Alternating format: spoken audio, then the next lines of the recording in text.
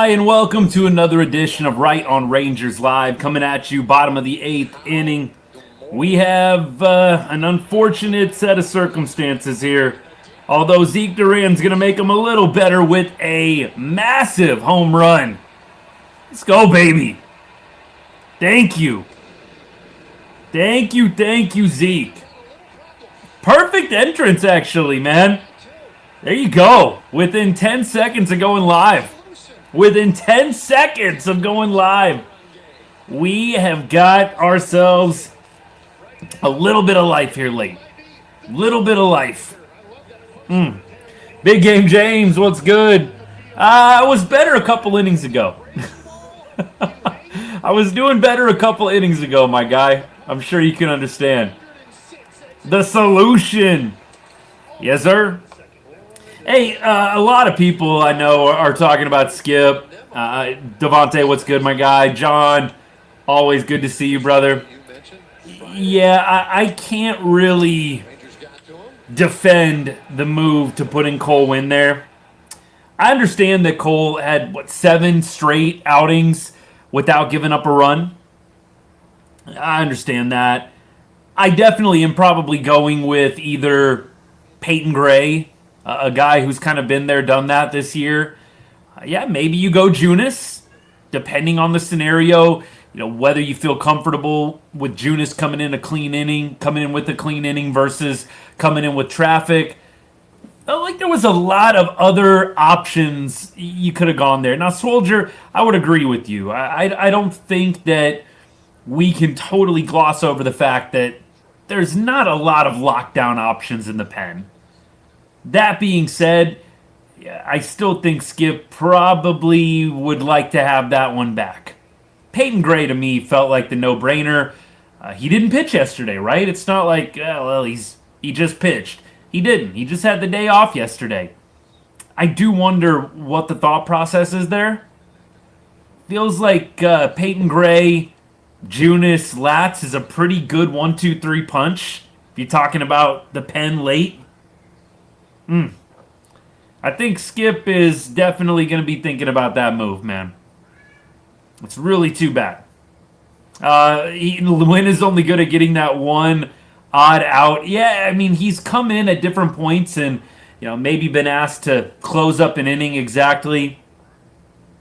I got to be honest. I mean, from the get-go, I didn't love the move. There's sometimes clearly where I'm like, yeah, this is going to be great. And then it doesn't work out. But then there are other times where you get that bad feeling.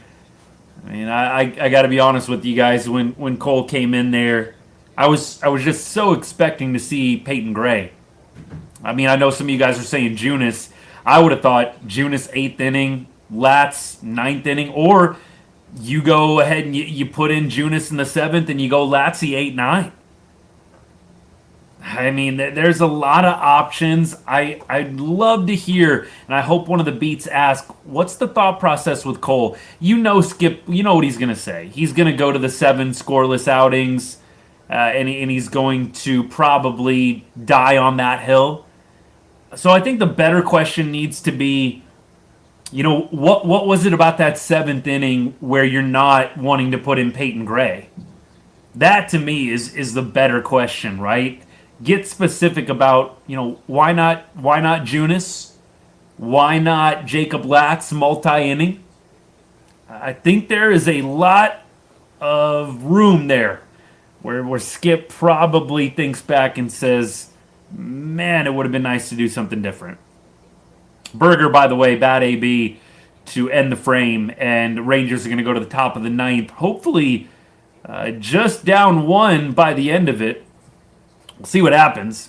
Anything can happen with this pen. It feels like they're locked down one day, and then the next day you're questioning everything. If Munoz comes in the 9th, get ready for an experience every Mariners fan hates. Big Game James, I have heard that sentiment a number of times, man. Like, Munoz, in my mind, without watching a lot of Mariners games, is a plus arm, but I do know he's had some interesting games this year. Very interesting games. So I do think the Rangers have a little bit of hope here. You are coming up to the bottom of the order. You got, what, Carter, Lopez, and Foscue? Carter, Lopez, Foscue? I mean, look, that doesn't feel great to me, but it doesn't feel terrible.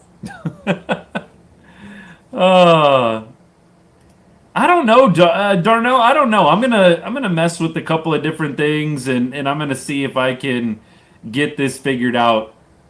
We'll see. Maybe I've got too many different things running or something weird on the computer.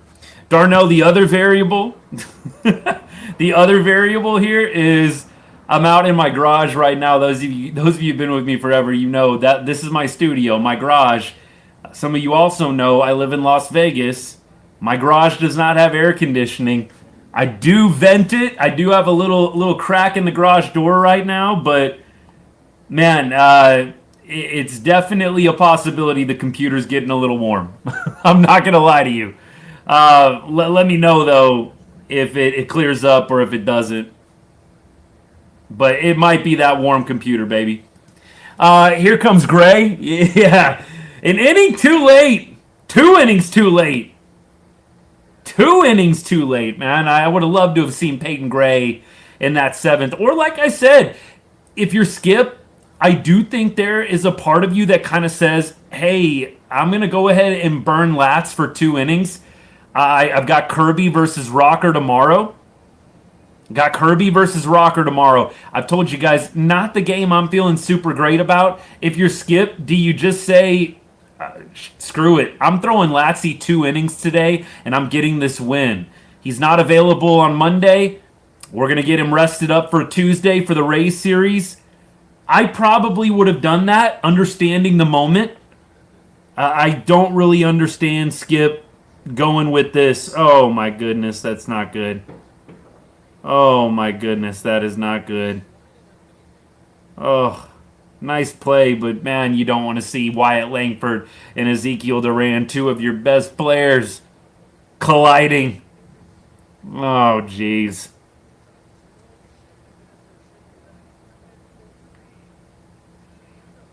Oh, that's not good. Wyatt just taking one right in the face, man. That is not good. Oh, too much. I don't know what could have gone differently there. I really don't. All right, let me mess with a couple of things right quick. Let me mess with a couple of things and see if we can get this. Guillermo, what's good, my guy? Thanks for hanging out. I'm playing around with a couple of settings. I'm hoping it makes things a little bit clearer. We'll see what happens. Wyatt is a tough cookie. That is 100%. The Carter drop ball came back to bite us. Look, I want to forgive Evan for the drop. He did have the single. But, man, yeah, look at... You are kind of going to look back on every run that got given up. That is one of them. Duran at third, Seager at short, Arise at second, Young at first base. Better be our infield after the trade deadline. I don't think that they're going to be moving Josh Young to first base mid-season. Maybe. Mid-season feels like a little too much of an ask for Josh Young. I could be wrong on that. I feel like it's a little too much of an ask. I think that they're going to need to do that in the offseason. Josh Young, absolutely, you want to keep the bat in the lineup. The glove is forgettable. This year, at least, it's forgettable. But I don't know that they're going to make a big move like that. The Buster only said that the Rangers aren't going to be able to take on money at the deadline. Okay. Well, let's think about that. So what can you do if you're not going to take on money at the deadline? That means you either got to trade for players that are on rookie deals, for lack of a better expression. I know that's more of a football term, but rookie deals. Or you have to trade out salary. This is a reason why, and I know I talk about this every day. I feel like I do, but, you know, it's a new day, a new show, whatever. That's a reason why I think Joc might be on the table. You trade away Joc Pederson, one of your bigger salaries. I do think Joc getting traded is on the table for that reason. The Rangers don't want to take on more money, so the only way you can really get people is if you trade off salary or you get rookies or guys on rookie deals. We'll see what happens. It's going to be interesting. There's going to be some definite thought of how can we get creative, and one of the ways you get creative is you trade away salary. And that might be in the form of Joc Pederson. In that case, you can keep Young at third and you just slide a Rise or whoever you want into the DH spot. I think Joc is actually playing himself into some value right now. I think you could get something for Joc Pederson. Not anything crazy, but you could get a nice lower level prospect for him, I think. I think you could get a top 15 for him right now. I don't think you're going to package him in a deal, like in a blockbuster deal, but I think you could get him in a little bit of a salary dump move where maybe the Cubs or maybe somebody else like that gives you some kind of lower level top 15 prospect back in return. Yeah, I don't think they're opening up the pocketbook, Darnell. Catcher would be great, Sugi. Goodman would be, I'd be over the moon. Emergency pod would be happening 1,000% if that was the case. And by the way, during trade season, just so you guys know, we will definitely be going live.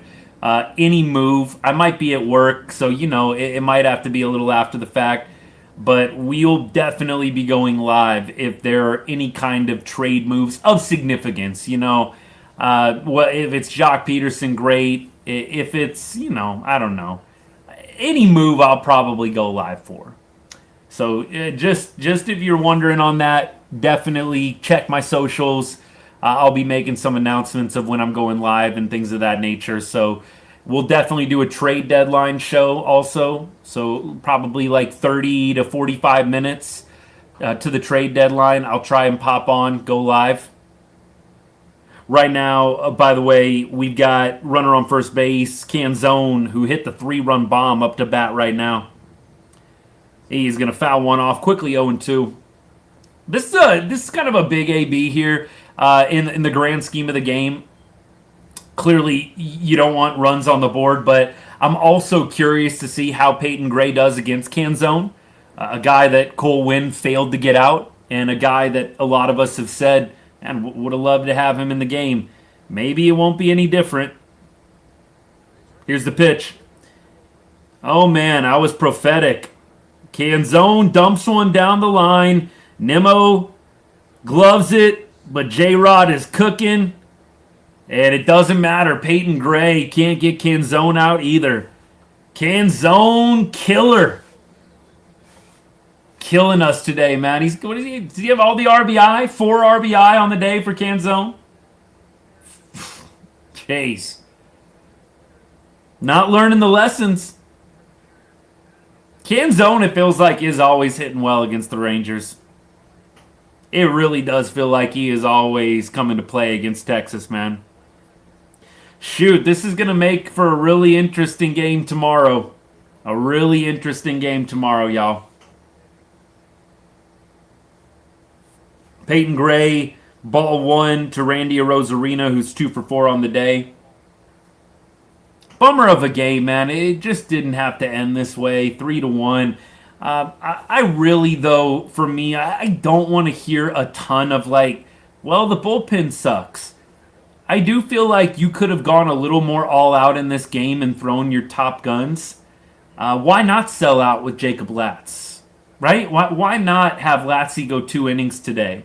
That just doesn't make a ton of sense to me. Yeah, he might need to be down for game 1 against Tampa Bay. Definitely he'd be down for game 4 tomorrow. But, man, why not secure a series win today? Go all out and get the series win. I would have probably preferred to have seen Latzy for 2 innings today, and then maybe you go Jacob Junis in that 7th inning. Jacob Latz, by the way, I mean, he just has not thrown a lot since the All-Star break. So any overuse worry, I think you can kind of put to bed. They threw him on the 18th. They threw him on the 22nd. They threw him on the 24th. All except for one. He got 4 outs against Atlanta on that Friday. But otherwise, he's thrown 1 inning every other time. I don't know. That would have been the play for me. You know that Lats isn't going to be available tomorrow for you, but you win the series today, right? You win the series today. Uh-oh. And this game is getting away from the Rangers. It is, oh, wow, they held up Canzone. Thank you for the gift. Thank you for the gift. I am shocked they held up Canzone right there. That would have really put this one to bed.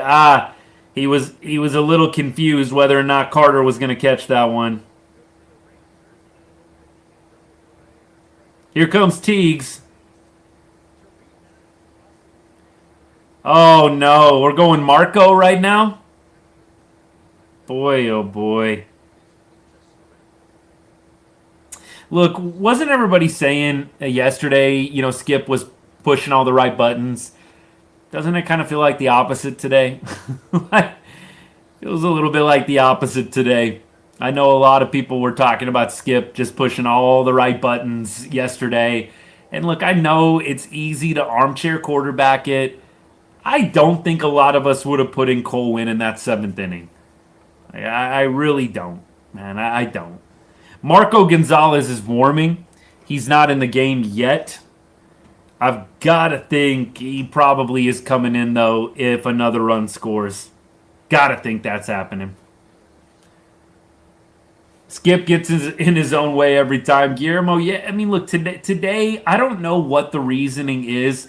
All Skip is going to give you post-game is that Cole Winn had the scoreless streak.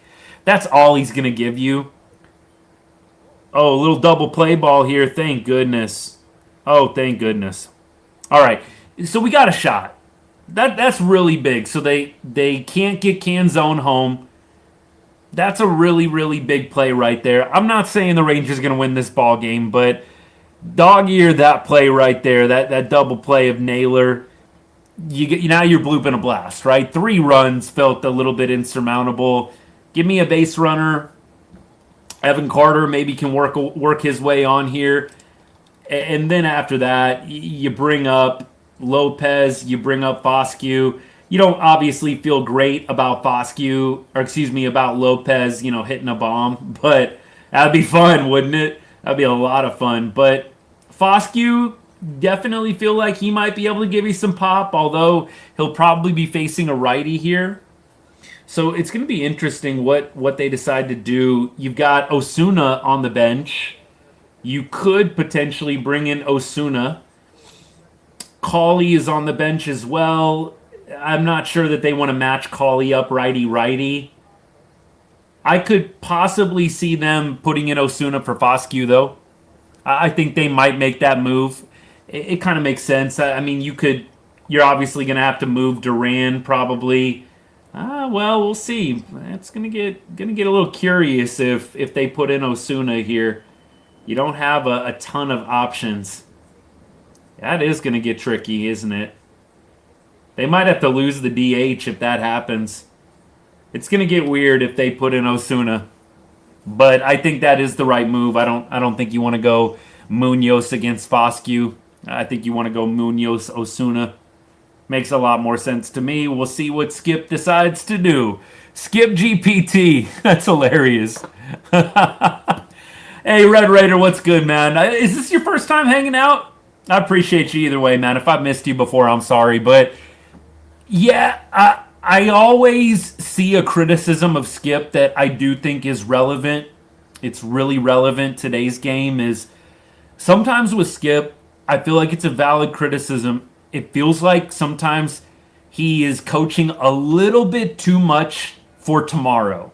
He's coaching for tomorrow and not coaching enough for today.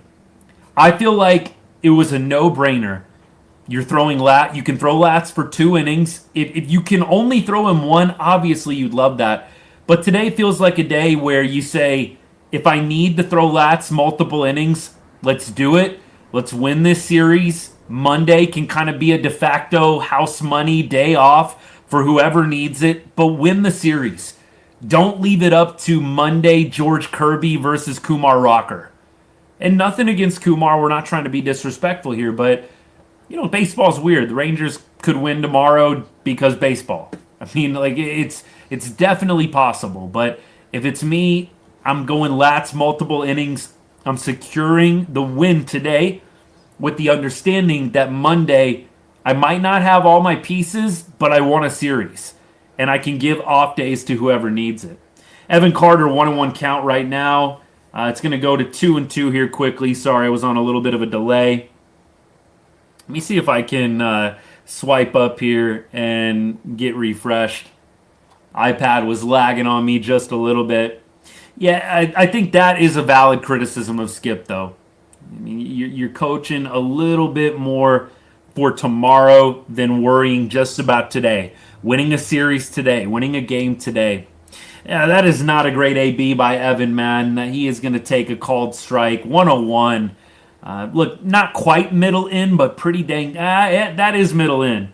Little low, but Evan's got to get the bat off the shoulder there, baby. Come on now. That is not a great AB from Evan. This is kind of the criticism I have of Evan up in the plate, and I know that a lot of people are probably going to say, just one criticism, dude, you're always bugging on Evan Carter. I actually really like Evan Carter. I know it doesn't come across always when I'm tweeting and posting and things like that, but Evan, to me, his margin for error is just so thin with the expectations that were placed on him at the beginning of the year. I mean, look, just being a top prospect, a former top prospect in and of itself, we need to be getting more out of Evan Carter. Look, a great AB from him earlier, getting the single that drove in a run. Clearly, he's going to want to have that fly ball back that bounces off the glove earlier. You definitely do not want to go down looking in the ninth inning here. And we got Nicky Lopez, by the way, in a 1-2 count. He's going to take a timeout here. Rightfully so, man. Let's get right. Let's get the mind right. Munoz is pumping right now. 101, 100, 100. He's been nothing but triple digits in this at bat so far. He's going to try to go backdoor with the slider here and just miss. So it's a 2-2 count. Lopez can get on. Clearly, you're not feeling great about an Osuna long ball, but I feel like he's got to be. Is he in the on-deck circle? Got to think you're going Osuna next. Lopez, 2-2 pitch incoming here. He's 1 for 3 on the day. Man, I feel like I have to apologize because I lauded Nicky Lopez and just the fact that he's always putting the ball in play. And he struck out 2 times today. Like, this is a rare sighting. Nicky Lopez striking out twice in a ball game. My goodness, man. We are going meekly in this ninth inning. It's going meekly. Munoz hasn't pitched since 7/16. Jeez, he hasn't pitched in 10 days. All right, Alejandro Osuna, you're our only hope. You are our only hope, my guy. If he can get on, it's going to be Diaz. And there's really no one else on the bench that you'd rather have over Diaz. He's 0 for 3 on the day, but if Osuna can get on, you're hoping Joc Pederson can come back up some way, somehow. It's quickly 0-2, though, on Osuna. Osuna's going to foul off a slider. Probably shouldn't have swung at that one.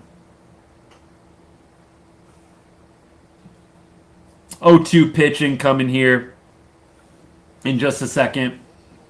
Munoz on the year, he has got a 3.89 ERA. Not terrible. Not great for a closer, but not terrible. Ball 1 here, change up outside, way outside.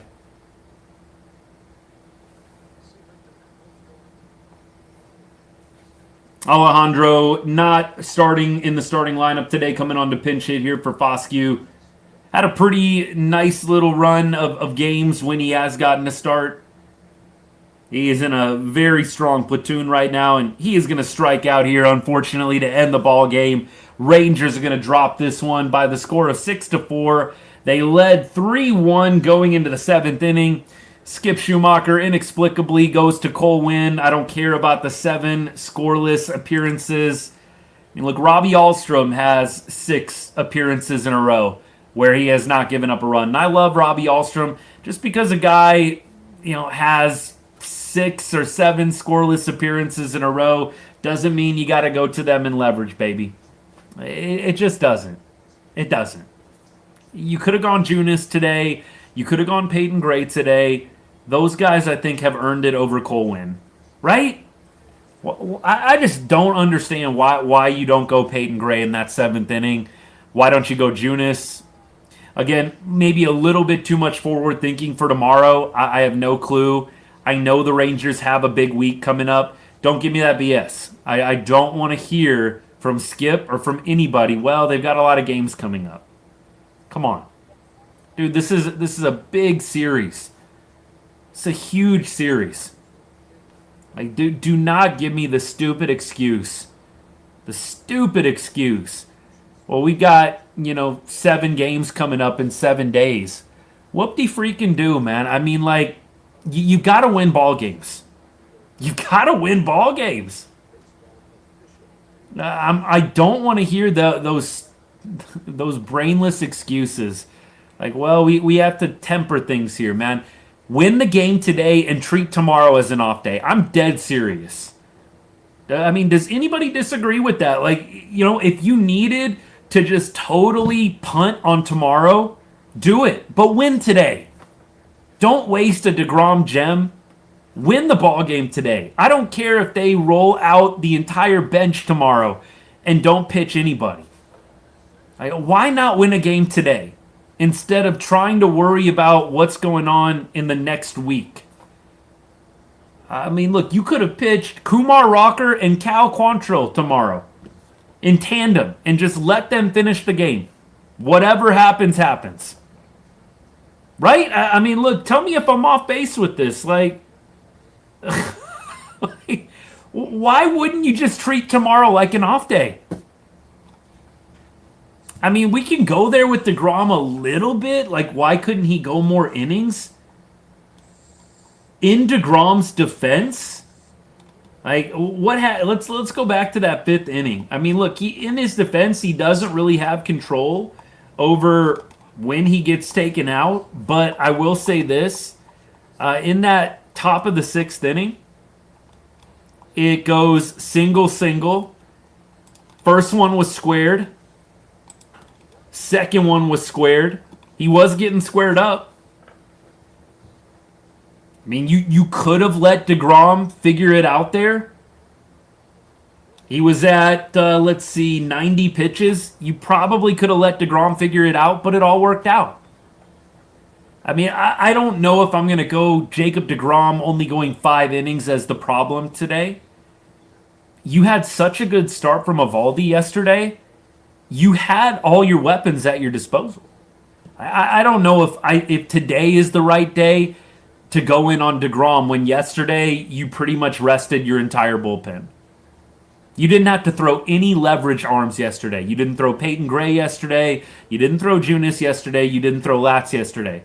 Blake, where I would agree with you more is if yesterday would have been a tough day.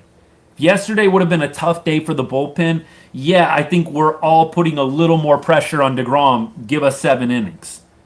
You had the entire bullpen at your disposal today. And you decided to go Cole Winn in a 2-run game in the 7th inning. That doesn't click with me. It doesn't click with me.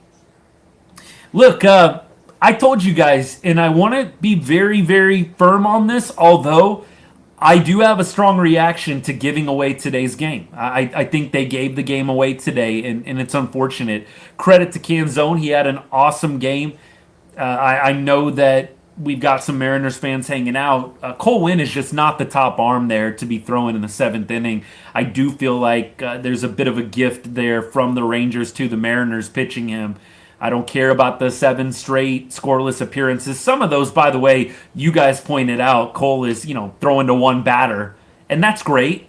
That's still pressure. That's still stressful. But nevertheless, I mean, we're not talking about 15 scoreless innings in a row, right? We're not talking about that. And so what I do want to really harp on here is you had all your weapons. Doesn't feel like you really went out firing in today's game. Feels like you were trying to conserve, get a little cute. Hey, can I get Cole Winn an inning here? Let's see if he can do it. When in reality, you probably should have been coaching this game like a playoff game.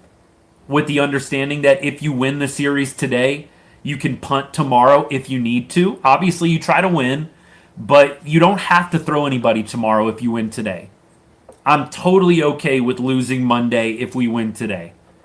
I know that a bunch of y'all were 4 for 4, we're going to sweep. I definitely feel like anything can happen in baseball, but I would have been more than comfortable winning today's game, burning anybody that we needed to burn, win today's game, and then tomorrow you've got basically a bullpen game. Kumar Rocker, I know, is starting, but you could throw Cal Quantrill. You can go whatever you need to do. Split is possible versus Seattle. Yeah, I think I told you guys, the split to me is not the end of the world here. It hurts and it sucks because we actually could have won this series had we probably not gone to Cole Winn there. Who knows? Maybe Junis comes in and craps the bed. I mean, that could very easily happen. Junis could have come in and soiled the bed, and you know what? Maybe it wouldn't have mattered. But I did say I would be happy with a split. And I want to be consistent with that. And I know maybe you don't agree with me, and that's okay. Like I always say, we don't have to agree. But I think the perspective here is, considering how things unfolded today, I'm a little less happy with the split because you could have won today. Like, I think that is the one thing I'll say. But looking back, yeah, 2-2 is not the end of the world. It's not the end of the world. It does feel worse, Blake. I mean, it feels worse 100% that you were up like you were and you blew this one. So, I mean, look, the benefit of hindsight, yeah, I feel a little less good about a split had we just gotten, like, the brakes beat off us today. But the fact that you could have won this game is what's painful. It's what's painful. And I'm with you on this 100%. Like, the inability to throw the knockout punch, I do think you blame the offense a little bit today. Blake, do you blame the offense a little more than deGrom, though? Blake, I know you were going a little hard on deGrom. Don't you kind of look at the offense a little bit today and say, man, where was the fire after the fourth inning? I mean, I know Zeke hit the home run late, but don't you kind of look at the offense a little bit today and say, come on now. I know we scored 4 runs, and that's kind of the magic number.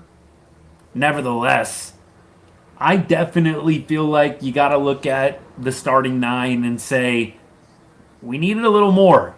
Like, 3 runs, is that really what we're good with? And yeah, a 4th run gets tacked on in the 8th inning by Zeke with the solo shot. I think the offense has to be a bit front and center here as well. I do think that Skip and the decision-making in the bullpen is absolutely to be questioned. Don't get me wrong. But I don't know how you can't look at least a little bit at the offense here. Offense scored 3 runs, and then when they got down, yeah, Zeke made it a little interesting, but I don't think a lot of us felt super great about a comeback, especially with the bottom of the order coming up. Good news, right perspective is we are going to be in first place regardless of how tomorrow goes. We are in first place. 2-2 is not the end of the world. It definitely would be nice if we could win tomorrow and win the series. Don't think I'm trying to champion be okay with losing tomorrow. You're not going to hear that from me. But I do think that the wide frame perspective is you didn't lose the series. Losing this series would have been catastrophic. Splitting or winning keeps you above water, keeps you in a good place. Definitely let this one get away, not excusing the loss. Just trying to give the right perspective here. You make it harder on yourself this next week against the Rays and the Astros.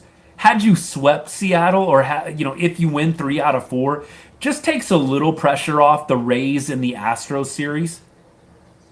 Like, now you kind of feel a little more pressure, like, we got to win both these series. We got to go 2 out of 3. Or at least if you lose one, you got to sweep the other. Like, you put a little more pressure on yourself not winning this series, but it's definitely not impossible for the Rangers to win tomorrow, even with Kumar Rocker, who's been a little shaky at home. even with George Kirby, who's been really good against Texas. I think the Rangers have a chance tomorrow. It's just not a chance that I feel as good about in comparison to today. Now do the Rangers have to win the Rays and Astros series to prevent selling? Matt, let's see what happens tomorrow. Let's see what happens tomorrow. If they lose tomorrow, I do tend to start feeling a little bit more like you got to at least split and go 3-3. If you go 4-2, that would be ideal, but at minimum, you have to go 3-3 in some way, shape, or form. 3-3. Appreciate all y'all. Phone got too hot, so it always does the zoom out. Don't mind my clutter and my ladder and everything. I told y'all, it's a garage studio, baby. We have humble beginnings here right on Rangers. Why doesn't anyone in the division want to take control of this dumpster fire? I really can't explain it. I mean, look, the Rangers are doing all right, man. They're 2-1 in this series. I know that I built up this next game like we're not going to win it, and so for that I apologize. I'm not trying to put in everybody's mind that tomorrow is an L, but I did feel like the game to win out of the two was today, and you didn't. And so look, it doesn't mean that you can't win tomorrow, but I think tomorrow is definitely a harder game to win. Charles, no AC, baby. I keep just year after year trying to, smooth it over with the wife, with the missus. Like, can we maybe get a little garage AC in here? Look, with our house, we love where we live, and we like our place a lot, and it's a nice payment. We're not trying to upgrade somewhere crazy right now, but one day that would be fun. One day that would be nice, like have a nice little office studio. But like I said, it's humble beginnings. It's humble beginnings. Here's what I care about. As long as it's not like crazy evident to you guys, that's the whole thing, man. That's the whole thing I'm going for. I was a little worried, like you're gonna see me like dripping sweat, and that's not gonna work too good. But in Vegas, as they say, it's a dry heat in Las Vegas. It's a dry heat. They do have the portable AC, but like you have to like vent them. I could vent one through the garage, but then it's loud too, and then I've got background noise. Trust me, I've gone through so many scenarios in my mind. I really have. I do have a swamp cooler that I might have to bust out. So if you hear like trickling water in the background, it's the swamp cooler. I know that threw a bunch of people off. Like, what is that water in the background, man? I swear I'm not in a bathroom. It's just the swamp cooler. All right. Austin, we won games with openers thinking we don't have a shot. Anything can happen. Well, Ethan, I didn't say we don't have a shot. Did those words ever come out of my mouth? We don't have a shot tomorrow? I don't think so. I think what I just said is it's the tougher of the two, right? You think about Sunday, today, we got deGrom on the mound. We've hit Logan Gilbert well in the past. Then you go to tomorrow's game, George Kirby with a sub 150 ERA against Texas. And then, you've got Kumar Rocker, who's got like a 5 ERA at home. I mean, it's just a numbers game.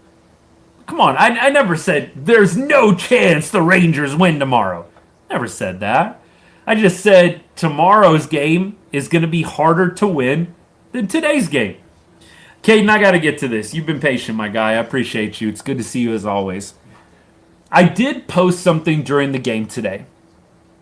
I am going to post some. I did post something during the game today I want to talk about. Josh Smith. I do kind of get the feeling, I don't have any sources on this, but I get the feeling that this is kind of Josh Smith's last rodeo with Texas. It's just a gut feeling. I could totally be wrong on this, but it feels like this is Smitty's last opportunity to really make an impression. And look, kind of like what I will say about Osuna, like if Osuna wants to start, he has got to have an Ichiro-like run. I'm dead serious. Dude's got to be hitting like prime Ichiro, I think, to get a starting spot. Just with how it's set up with Carter and Langford and Nimmo, obviously. I think Smitty is going to have to do something similar to make an impact at this point. The writing is kind of on the wall for him. Now, look, the reason he plays today is because they were loading up against Gilbert with the lefties. However, I'm not at all opposed to Cam Cauley starting over Josh Smith. I get the reasoning. Smitty, lefty, at this point, a little bit more of a veteran presence than Cauley, but Cauley's got a small sample size, but the numbers are good, and I don't want to see the Rangers do this. The biggest thing, I want to do like a full feature on this, like on an off day. Can't do it for a while. I don't think we have another off day like till next Monday, but it pisses me off that the Rangers do this with almost every minor league player. I don't think they're going to do it with Walcott, so that's good. But I hate how every player that comes up, have you noticed this? Every player that we bring up has to be a platoon guy. It makes no sense to me. Every player we bring up has to platoon. We can't bring anybody up. We can't bring any promising rookie up from AAA and just let him play every day. Osuna got that privilege for a while Langford was hurt, but the only reason he was doing it was because Langford was hurt. It wasn't like a intentional strategy, an intentional development choice. The only reason Osuna played every day is because we don't have any other options. Wyatt Langford's injured. I would love to see Texas stop bringing up guys and just like auto platooning them, not even thinking about it. And they're doing that with Cauley right now, which frustrates me. Like, let Cam play every day. Yes, I understand. Like, he had really good numbers against lefties, and so yeah, that's great on paper. But his development, I don't know. In AAA, Cam Cauley played every day. He played against righties. He played against lefties. Let Cam Cauley play. I'm so tired of them platooning every freaking player that comes up from AAA. It just is nonsensical to me. Again, it's brainless. It's like, I don't want to think it's intentional, but it is. I'm so tired of every player that comes up from Round Rock. They can only play against lefties or righties. No way they can play every day. I don't understand this either. Zeke is probably the preferred option. He's got a better arm than Cam, although Cam has a really good arm. I think that the up the middle tandem of the future is going to be Walcott and Cam Cauley. Zeke Duran, I think, could be your third baseman. I don't think JJ is going to be playing at third base much longer. I think this is probably his last year, if I had to guess. I don't think there's any way that the Rangers want to run it back with Josh Young at third base next year. Let's get to Skip. I'll jack up the volume for you guys. What do you feel like you have out there, and what do you think might be missing? Ahlstrom was dominant today. I mean, that was a fantastic inning. Came in dirty, nobody out. Got a couple punch outs against the thick of the lineup, so I thought he did great. Peoples had a good day. Alexander's been really good. So today a couple guys got on. Wynn came in dirty, made a good pitch to Rodríguez, and then got to a split that ended up being a home run. But other than that, I think the bullpen.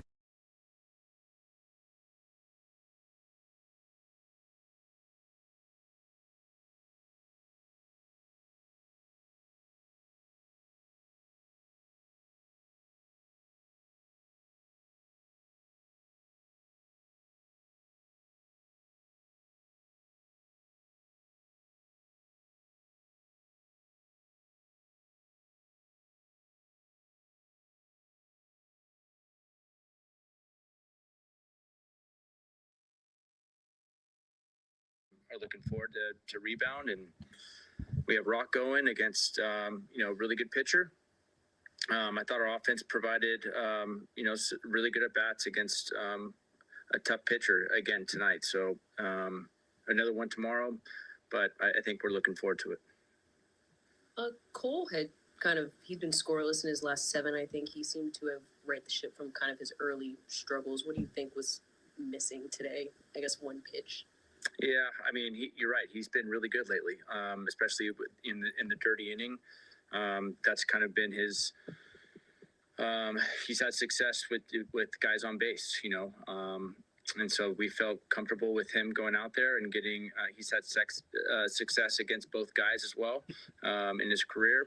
So it felt Freudian that was slip the right spot for there. him. Obviously, I think it was a 2-0 split that ended up being a home run, and then ended up being back-to-back home runs, unfortunately. But I think you're right. It's just, unfortunately, one pitch that ended up being kind of pulled middle in instead of, middle away. The split action just went another direction and ended up costing us, a 3-run home run. But to your point, he's been really good, and that's why he was out there. What did you think of Jacob? I thought the fastball was excellent today.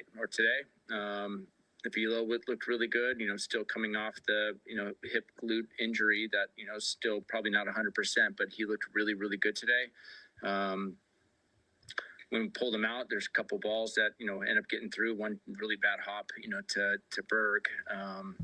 Another ball that got up the middle, but I thought he was really good on the attack. He got through some tough innings at times. But I thought the fastball slider was really good. Didn't throw a ton of changeups, but when he did, they were effective. I think maybe the only play I'm guessing Carter would want that one back, off the glove in the gap. Tough play, but Evan is really, really good and probably wants that one back. But I think that was probably the only run that ended up being scored was because of that one. But I thought he was good. I think, a couple deep counts cost him another inning. Rosarena took some good at-bats against him. Long at-bats that probably cost him an inning. But other than that, really, really, really solid.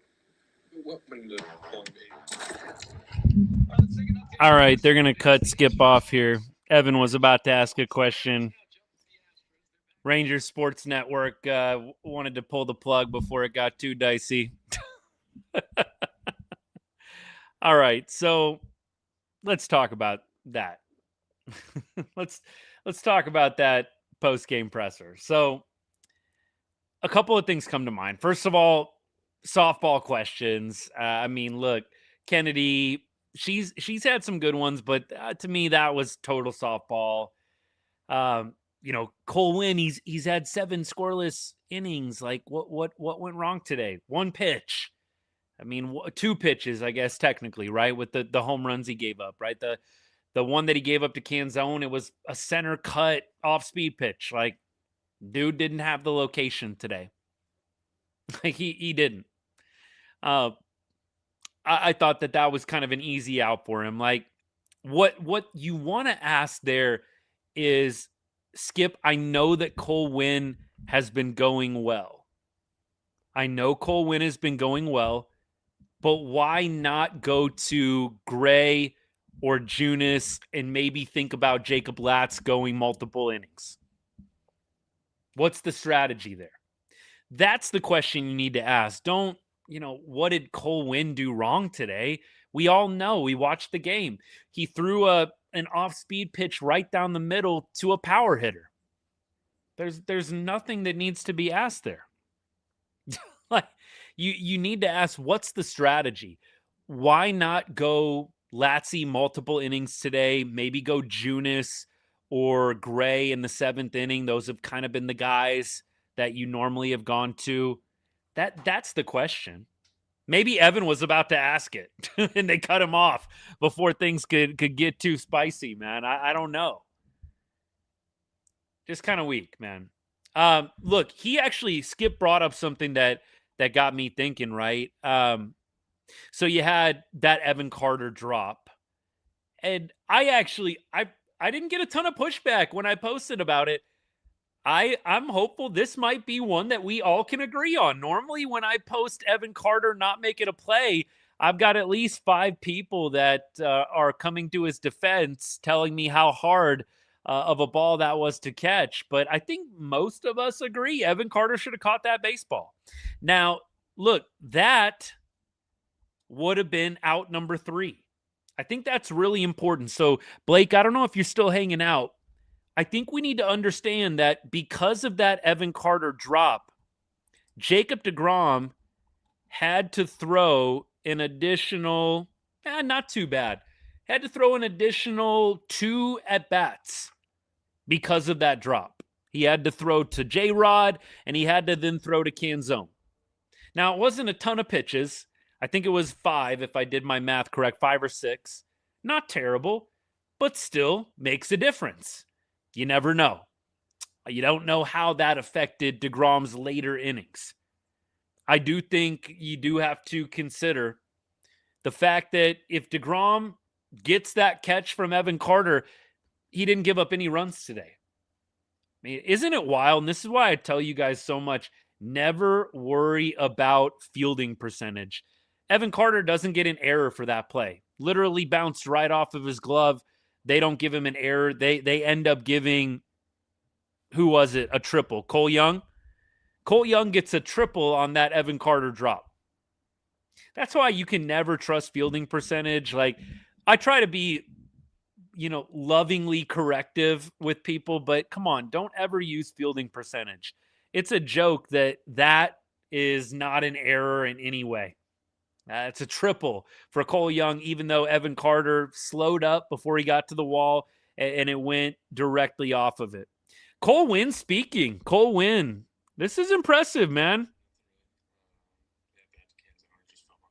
These guys don't always make themselves available. Respect to him. I don't expect him to add in anything really insightful here, but I think this is cool that he actually decided to talk today.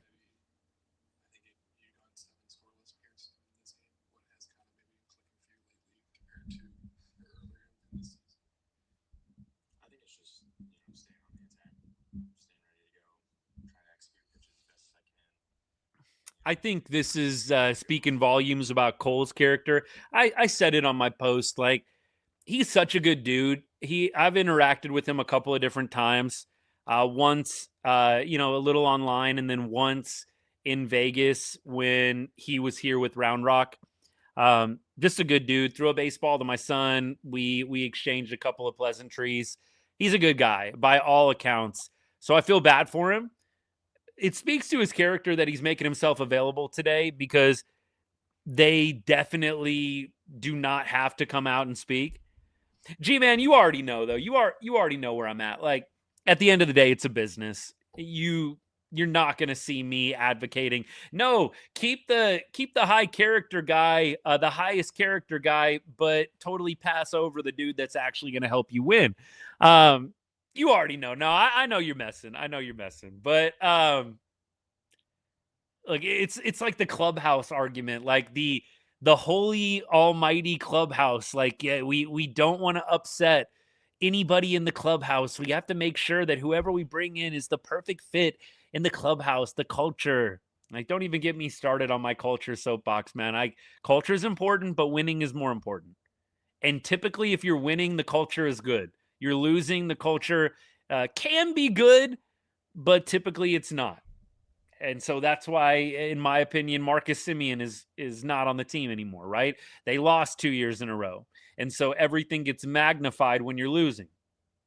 Everything. I do think Cole Winn, Darnell, I'm with you on this. I think Cole Winn is most likely on the demotion watch. Look, I said after Ahlstrom came through with his performance, Robby Ahlstrom, I think, is probably on the borderline as well. I know he pitched great today, but, I mean, do the math on this. Who do you want them to demote? Because you're bringing back Montgomery, you're bringing back Bradford, so you have 2 different spots that need to be made here. And so as I look at things today, you have basically Peoples, and then after that, you have Marco Gonzalez. I think Gonzalez will be gone. I don't think he is going to be around. Collier is not even up right now, by the way. Collier is I think he's already sent down. So it's going to be Gonzalez, and it's probably going to be either Ahlstrom or Winn. I don't know who it's going to be. I don't think they're going to demote Peoples. I think Peoples has actually been solid. I don't think they're going to end up demoting Peoples. I think it's going to be Ahlstrom or Winn for the demotion. Yeah, maybe it will be Peoples, maybe. But I think it's probably going to be Ahlstrom because they already have a lot of lefties, right? You've got Bradford lefty, Montgomery lefty. I don't know if there's going to be a spot for Robby. I think that Robby may end up getting demoted. They might go with Cole Winn instead of him. They're not going to keep Marco Gonzalez. He'll be gone. I don't know if they're going to do that when Montgomery comes back or when Bradford comes back, but at some point, Marco's gone. Winn would be DFA'd, is that right? Frankie, appreciate you, man. Good to see you, brother, by the way. Let's see. Winn Fangraphs. Is that right? No more options for Cole? Let me look it up. Fangraphs always comes in clutch. Always comes in clutch. Cole Winn, minor league no options remaining. You're right. Good stuff. So Cole Winn would be DFA. I don't feel like they're going to do that, so it probably is going to be Robby Ahlstrom. And that makes more and more sense to me. And that sucks because Robby's been good of late, 6 scoreless. But, I mean, look, the ERA is still, I think, over 5 for the season. He's on a good run right now, but I don't think that, it's a reason why you couldn't demote him right now. Doesn't mean he's not going to be up at some point again in the future, especially when rosters expand. But I do think that Robby is probably going to be the guy along with Marco Gonzalez. I think they'll keep Cole Winn up. I did not realize he had no options left. JN, you're right. I mean, Winn is over a 6 ERA, but the fact that they don't have any options left on him, and this is a former first-round pick. I mean, the Rangers drafted Cole Winn in the first round in 2018. I don't feel like they're going to dump him. I feel like they're going to keep him up, and you're going to see Robby Ahlstrom, who has 3 options remaining, get demoted. Smitty might be, but I think that's going to be that's just going to be a Smitty for Young thing, right? When Young gets healthy again, they're just going to demote Smitty. I don't think they're going to do anything with the position players when Montgomery and Bradford come back. Can't see that happening. Let's see. Ray finding change in his couch. Apparently, Buster only reported that the Rangers aren't going to be taking on money at the trade deadline. Brady Singer, I wouldn't mind. He's been good of late. I do think the Rangers need to upgrade the starting pitching. I don't trust Gore, Rocker, or Leiter in a game 3. Montgomery, add him in the mix. Jordan Montgomery's throwing 91, baby. Come on now. Look, yeah, I'm not saying Monty can't be useful, but Jordan Montgomery is throwing 91 miles an hour right now. Like, are we really acting like Jordan Montgomery is going to be locked down October arm? Cody Bradford, same thing. Cody Bradford's always been a low 90s guy, like nice piece. But I think Cody Bradford, I think Rangers fans have some rose-colored glasses with Cody. Cody was really good at home in 2024, but he was bad on the road. We talked about that a lot a couple of years ago on the show. Like, I'm not completely all in on Cody Bradford either. I want both of them to come back and do well, but I just want expectations to be where they need to be with those 2 guys. I don't think either one of those 2 guys is a lock to come back and dominate. I think both of those guys should be perceived more as innings eaters than anything. I think Bradford could actually be really useful out in the pen. I think you could use Bradford as kind of Lats 2.0. I've coined that phrase. I just want everybody to be aware. I think Bradford could be a little Lats 2.0. I think you could use Bradford in some situations like you kind of were using Lats last year and then this year. I'm not saying he becomes the closer, but I do think if you give Cody Bradford 1 inning, he's going to ramp up that fastball from about 93, 94 to 95, 96. He's going to give you a little more juice. And I do think that could be an interesting weapon out of the pen. I don't know if Cody Bradford's going to be a starter. I see that being more Jordan Montgomery. Hey, just eat up innings at the back end of the rotation, and here we go. Let's see. Let's be real. Bradford hasn't pitched in 2 years. Yeah, exactly. I mean, exactly. That's why I think Bradford might play a little better as a reliever. You're only going to be having him throw 1 or 2 frames at a time. I think that could be the play. Montgomery, you feel a little bit more like, I mean, think about it, right? Bradford, you got him on a rookie deal. Just being totally 100% keeping it honest here. Which arm do you want to extend, if you will? Which arm are you really trying to squeeze? Jordan Montgomery's on a 1-year contract. You are trying to squeeze everything you can out of Monty. You're probably trying to protect your investment a little bit more with Bradford. And so for me, I think Bradford goes in the pen, and I think they try and squeeze every last drop out of Jordan Montgomery. He's on a 1-year deal, man. It's not going to be a situation where, you're trying to baby Jordan Montgomery for the future. You have him for 1 year. Again, Jordan Montgomery's throwing 90.6 right now on the fastball, on the heater. It's definitely, I think, usable, but I don't think it's locked down October piece. Would really like to trade Joc for some prospects. I don't think you're going to get a lot of prospects for Joc. I think you could get lower level, maybe top 15 prospect for Joc right now. Maybe you think differently, but I don't think you're going to get a haul of prospects for a half season of Joc Pederson. And Joc, by the way, is only a part-time player, right? You're not playing him against lefties. So I think the Rangers could probably get like a top 15, maybe A-ball prospect for Joc. But the beautiful thing with that is you clear out some salary. So you could bring on some salary. The move to get Joc off the books is probably a little bit understated right now. If you can get Joc Pederson traded away for a top 15 prospect, that clears up some salary so you can take on other salary as needed. I mean, that's $18.5 million. Clearly, it's not as much anymore, right? You'd only be paying probably about $6 or $7 million of that. But still, I mean, that is money that the Rangers may want to get off the books. And we all love Joc Pederson's 2026.